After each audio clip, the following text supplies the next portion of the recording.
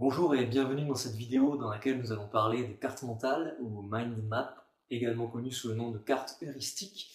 Qu'est-ce qu'une carte heuristique? C'est un outil qui vous permet d'organiser vos idées de façon schématique et visuelle.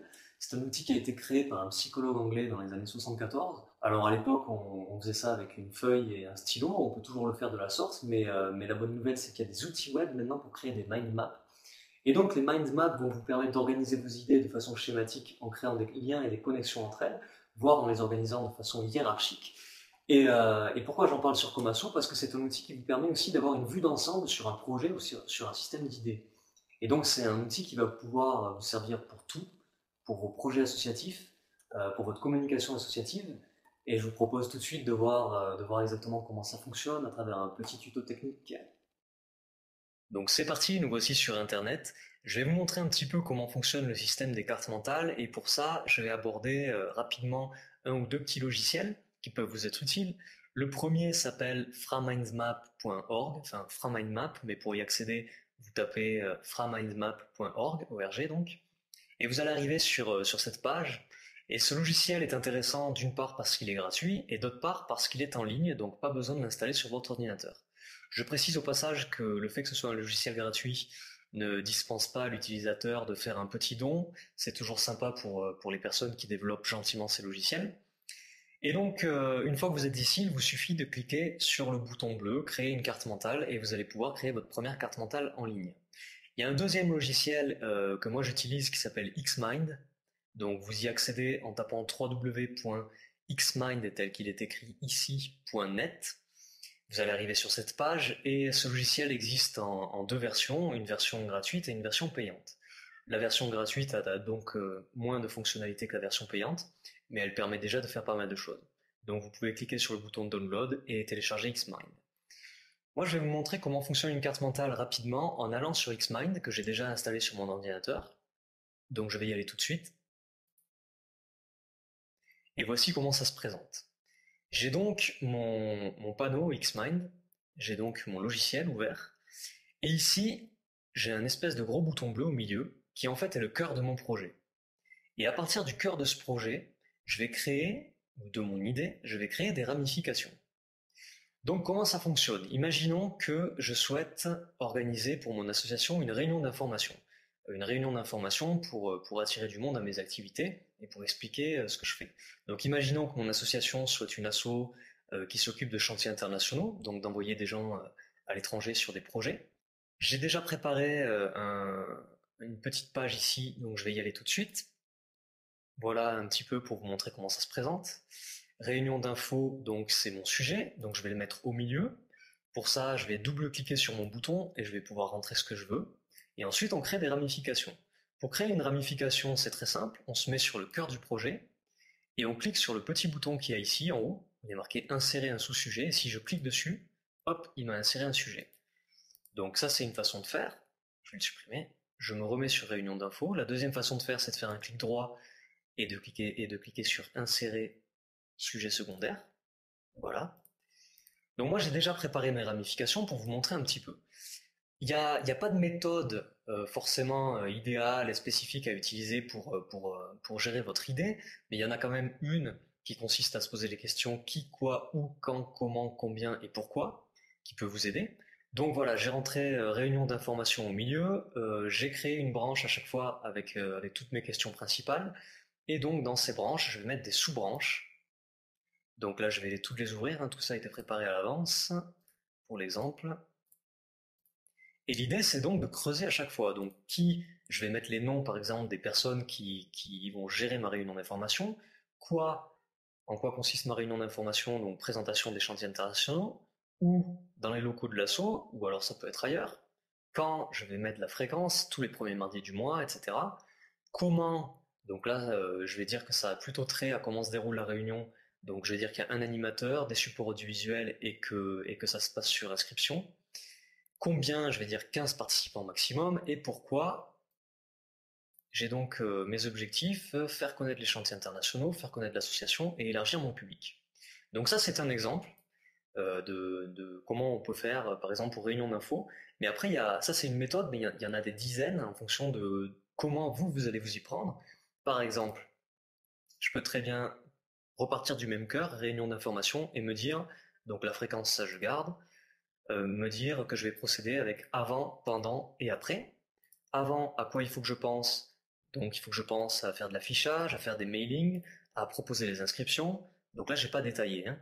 Pendant, je vais peut-être penser à qu'est-ce qu'il faut, quel va être le contenu, qui va être l'intervenant, combien vont être les personnes qui vont assister à la réunion. Et après, je vais peut-être mettre l'évaluation des retombées. Et là, je vais peut-être encore dérouler et mettre remplir tableau. L'idée, en fait, quand on réalise ça, c'est de creuser au maximum pour vraiment pouvoir penser à tout et ne rien oublier. Donc, pendant, une fois que j'ai mis le contenu, ben, je vais peut-être créer une sous-branche et je vais peut-être écrire tout ce à quoi je dois penser pour le contenu. Donc, par exemple, je dois penser au support. Et là, si je veux, je peux aussi dérouler les supports. Hop, en mettant vidéo, je peux mettre matériel, je peux mettre tout ce qu'il va me falloir pour ma réunion. Donc ça, c'est un exemple. Et ensuite, il y a des petites choses additionnelles qui peuvent être utiles. Ce sont d'une part des commentaires. Donc par exemple, s'il y a affichage, je vais mettre des commentaires. L'idée, c'est que sur une mind map, on met pas des phrases en fait, on met surtout des mots-clés. Si on met des phrases, ça devient trop brouillon et c'est beaucoup plus difficile à intégrer. Mais rien ne m'empêche de mettre des notes. Donc par exemple, si je clique sur affichage et qu'ici je clique sur ce petit icône éditer les notes, là je vais pouvoir mettre autant de texte que je veux. Hop hop, là je mets n'importe quoi, hein, juste pour la forme. Voilà, je vais recliquer sur mon panneau, et là je vois qu'à côté d'affichage, j'ai une petite icône qui s'est affichée, ça veut dire que là il y a du texte, et que donc j'ai peut-être précisé où va se faire cet affichage, etc., etc. Hop, je clique et je vais avoir mon texte. Donc ça c'est une première chose. La deuxième, pour un aspect visuel un peu plus percutant, concerne les marqueurs. Donc on voit qu'ici j'ai une petite fenêtre marqueur et j'en ai plein, qui correspondent à diverses choses. Et alors pour que ce soit plus efficace, par exemple pour la fréquence, je vais récupérer ce petit marqueur qui est un calendrier, je vais le faire glisser et je vais le mettre dans fréquence. Et il apparaît ici. Et donc quand je vais ouvrir ma carte heuristique, je vais directement avoir l'œil attiré par ce petit symbole et je vais savoir que ça correspond à la fréquence. Et donc je peux ensuite, toutes mes branches, mes sous-branches, je peux cliquer sur les petits symboles moins pour les cacher, pour avoir une lecture plus aisée de l'ensemble de ma carte mentale. Je vais prendre un autre exemple, simplement pour le faire en même temps. Donc, on va créer un nouveau document et pour ça, on va cliquer sur cette icône ici, créer un nouveau classeur. Hop, je clique dessus. Et alors, admettons, je peux m'en servir pour plein de choses, donc des cartes mentales. Et admettons que je m'en sers pour tout ce qui est compte. Alors, quand on utilise Internet, on a des comptes à droite, à gauche. Des comptes, c'est quoi? Ben, ça veut dire des inscriptions quelque part. Donc là, je suis sur compte, je vais cliquer sur une sous-branche, par exemple, et je vais écrire Gmail. Oups. Gmail. Admettons que j'ai un compte sur Gmail. Je vais mettre deux sous-branches. Toujours dans Gmail. Hop, deux sous-branches. Et une, je vais écrire quel est mon login, et l'autre, je vais écrire quel est mon mot de passe. Si vous avez divers comptes comme ça, un petit peu sur plusieurs plateformes, ça peut être bien de tous les regrouper ensemble et d'avoir vos logins et vos mots de passe visibles et de savoir surtout où vous avez vos comptes. Souvent, on ouvre des comptes et on oublie qu'on les a. Donc, par exemple, je vais mettre Gmail, je vais en ouvrir un autre. Je vais me dire que j'ai un compte sur une plateforme vidéo qui s'appelle Vimeo et la même chose. Je vais mettre deux petites branches, hop, hop, et je vais encore une fois mettre quel va être mon login, quel va être mon mot de passe. Et comme ça, je vais pouvoir mettre tous les comptes que j'ai sur Internet. Si j'ai un compte sur YouTube, je vais écrire YouTube, etc., etc. Si j'ai un compte sur Facebook ou une page Facebook, je vais écrire page Facebook. Et là aussi, je vais mettre mon login et mon mot de passe. Et comme ça, je vais avoir une vision un peu de tous les comptes que j'ai. Ensuite, je peux très bien aller un peu plus loin, c'est-à-dire que ces comptes, suivant la fréquence à laquelle je m'en sers ou suivant l'importance qu'ils ont dans ma communication associative, je vais pouvoir leur attribuer des étoiles, par exemple, ou des positions ou des priorités. Donc, si je considère que Vimeo est très important, je peux lui mettre le petit marqueur 1. Si je considère que YouTube arrive en deuxième, je vais lui mettre le marqueur 2, etc.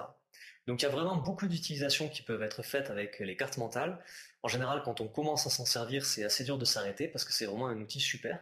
Et dans les atouts en fait que cet outil a, il vous permet de booster votre mémorisation et il vous permet de booster votre compréhension et votre réflexion.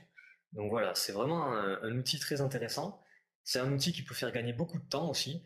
Par exemple, quand on crée des contenus sur Internet, juste avant de vous faire ce tuto, j'ai fait une petite caractéristique pour voir ce contenu d'article. Donc voilà, ensuite si je reviens sur Réunion d'info par exemple, je peux faire plein de choses à partir d'ici que je vous ai pas tout à fait, que je vous ai pas montré. Je peux tout à fait utiliser cette petite flèche là-haut, créer une relation. Donc je vais mettre sur pourquoi par exemple. Je clique sur la flèche et je la relie à qui, et puis je vais pouvoir mettre quel est le sujet de la relation entre ces deux cases. Ça, c'est une chose. Ensuite, pour terminer, je vais enregistrer ma carte mentale. Donc, je peux l'enregistrer en cliquant sur Fichier, Enregistrer sous, et là, je vais l'enregistrer directement au format Xmind.